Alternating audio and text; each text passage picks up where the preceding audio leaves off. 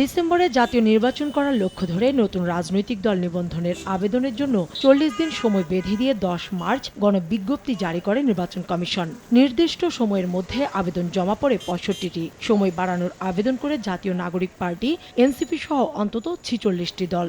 এর পরিপ্রেক্ষিতে রোববার দল নিবন্ধনের আবেদনের সময় ২০ এপ্রিল থেকে বাড়িয়ে ২২ জুন পর্যন্ত করেছে নির্বাচন কমিশন। রাজনৈতিক দলের নিবন্ধনের সময়সীমা ২০ এপ্রিল, যেটা আজ শেষ হচ্ছে। বিদ্যমান শর্তে রাজনৈতিক দলের নিবন্ধনের সময়সীমা রোববার ২২ জুন পর্যন্ত বৃদ্ধির সিদ্ধান্ত নেওয়া হয়েছে।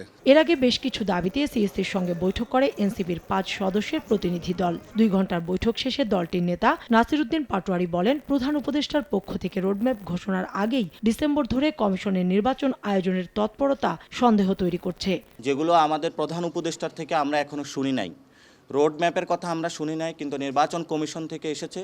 এই জন্য আমরা বলবো, কোনো জায়গায় কথা বলার জন্য নির্বাচন কমিশন নিজেদের জায়গা থেকে সতর্ক থাকবেন। রোড ম্যাপ বা সরকার থেকে কোনো দিক নির্দেশনা আসার আগেই যখন তারা নিজেদের থেকে কোনো কথা বলে থাকেন, সেটা নিয়ে আমরা একটু সন্দেহ পোষণ করি। প্রাণ সসের মাখামাখি টেস্ট নুডলসকে করে তোলে আরো ইয়ামি, আরো জোস। প্রাণ সস, সসের বস। অতীতের মতো ইলেকশন ইঞ্জিনিয়ারিং দেখতে চান না জানিয়ে এনসিপি নেতা বলেন, ঐকমত্য কমিশনের সুপারিশ অনুযায়ী কমিশনের সংস্কার জরুরি।